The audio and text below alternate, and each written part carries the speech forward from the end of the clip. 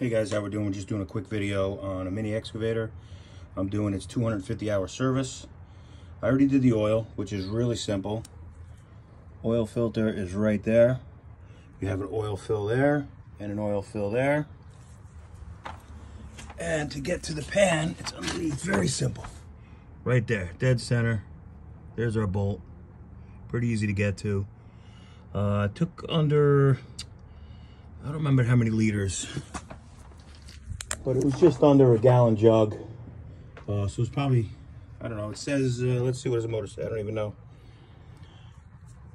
It's, that doesn't really matter. But anyway, we're moving on to the glow plugs, which is a little bit of a pain in the ass, but not too bad. So we got a air intake here. Our filters are in there, so you got a 7mm and a 7mm. That pops off. Then you have the other hose here. Other intake comes here, goes down to the back of the motor. I tied it off, another 7mm. It's just easier if you take this off. Then you have 1, 2, 3. Let me do it again. 1, 2, 3, 4, 5, 6 bolts here, 3 in the back. And what I like to do is take them off, and I set them exactly the way I took them out. I add lock washers, and then when I put them back, I always put a little bit of thread lock, the blue, or medium or light. I don't like using the red heavy duty. And then since this is the second service, I'm going to use form gasket. The gasket's still in really good shape. We're going to see that right now. Another little trick is when you take this off, you got to tilt it up to get the intake out.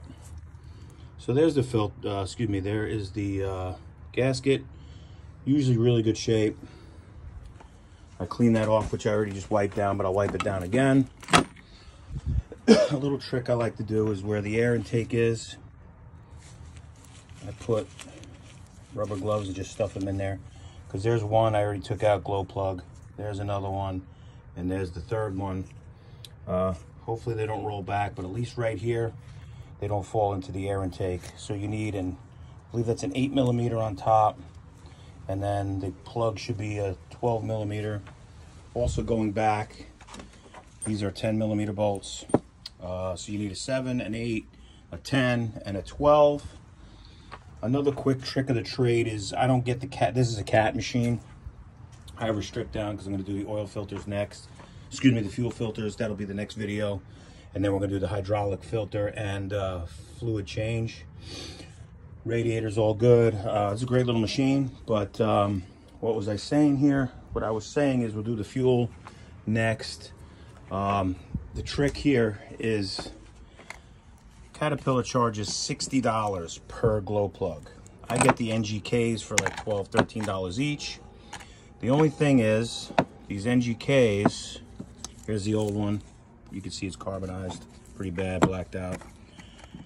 The thread on top is a lot longer. So what you need to do, because here's the gaps where they fit, if you don't cut them down after the fact, they'll arc out and hit the valve cover. So the valve cover's off. So this is pretty simple. I'm going to change the one right now. So I put those rubber gloves in, and then I also use a magnet tool right here, which I always lay next to it. So when, right next to it here, so if something happens, the magnet will grab whatever nuts or anything that drops off. Sorry, I don't have a good stand for my phone here, but quick little video, and you just pop it all back on.